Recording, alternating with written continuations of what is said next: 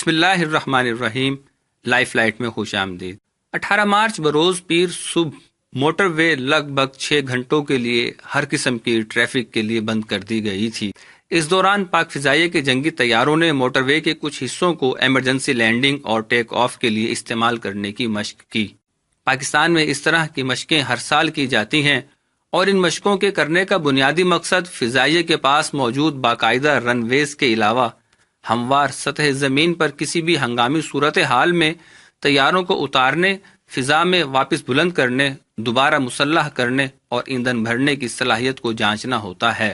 لڑاکا طیاروں کو لینڈنگ اور ٹیک آف کے لیے کس طرح کی جگہیں درکار ہوتی ہیں، اس ویڈیو میں اسی بارے میں بتایا جائے گا۔ ہر قسم کے طیاروں بشمول جنگی طیاروں میں لوڈ کلاسیفیکیشن نمبرز ہوتے ہیں اور رن ویز کے علاوہ جنگی طیارے کی لینڈنگ اور ٹیک آف کے لیے کسی بھی سطح کے انتخاب سے قبل ان نمبرز کو ملحوظ خاطر رکھا جاتا ہے۔ ایک لوڈڈ یعنی مسلح جنگی جہاز کا وزن 30,000 سے 50,000 پاؤنڈز تک ہو سکتا ہے، جبکہ ایک ایئر بس کا وزن تقریباً 1,00,000 پاؤنڈز تک ہوتا ہے۔ طیارے کے لوڈ کلاسیفیکیشن نمبر کے حساب سے لینڈنگ اور ٹیک آف کی سطح کو اتنا ہی مضبوط، لمبا اور چوڑا ہونا چاہیے۔ عام طور پر ایک طیارے کو لینڈنگ اور ٹیک آف کے لیے 9,000 سے 10,000 فٹ یا تقریباً 3 کلومیٹر لمبی جگہ، 150 فٹ چوڑی سطح درکار ہوتی ہے، اور ہنگامی لینڈنگ کے لیے صرف سطح کی لمبائی اور چوڑائی دیکھی جاتی ہے، جبکہ مضبوطی اتنی اہم نہیں ہوتی۔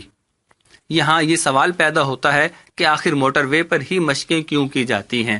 اس کی وجہ یہ ہے کہ موجودہ رن ویز کے علاوہ پاکستان کی فضائیہ کے پاس موٹر وے ہی ایسی جگہ ہے جہاں یہ کام ہو سکتا ہے، اور پاکستان فضائیہ تقریباً گزشتہ 10 برسوں سے موٹر ویز کو اس قسم کی مشقوں کے لیے استعمال کر رہی ہے۔ ان مشقوں کا بنیادی مقصد یہ ہوتا ہے کہ ہوا بازوں اور عملے کے اراکین کو معلوم ہو کہ ضرورت کے وقت ہنگامی لینڈنگ اور ٹیک آف کس طرح ممکن ہو سکے گا، اور دشمن کو یہ بھی بتانا مقصود ہوتا ہے کہ ان کو معلوم ہو کہ ہمارا انحصار صرف باقاعدہ رن ویز پر نہیں ہے۔ فضائیہ موٹر وے پر کس کس جگہ طیارے اتارنے اور فضا میں بلند کرنے کی صلاحیت رکھتی ہے، اس کا علم صرف فضائیہ کو ہی ہوتا ہے، اور اس طرح کی تفصیلات پبلک نہیں کی جاتی۔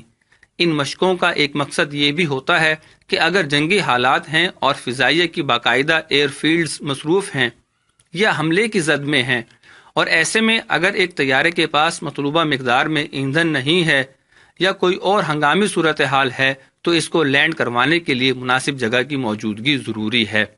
یہ مشقیں صرف ایمرجنسی لینڈنگ اور ٹیک آف کی تیاری کے لیے ہوتی ہیں۔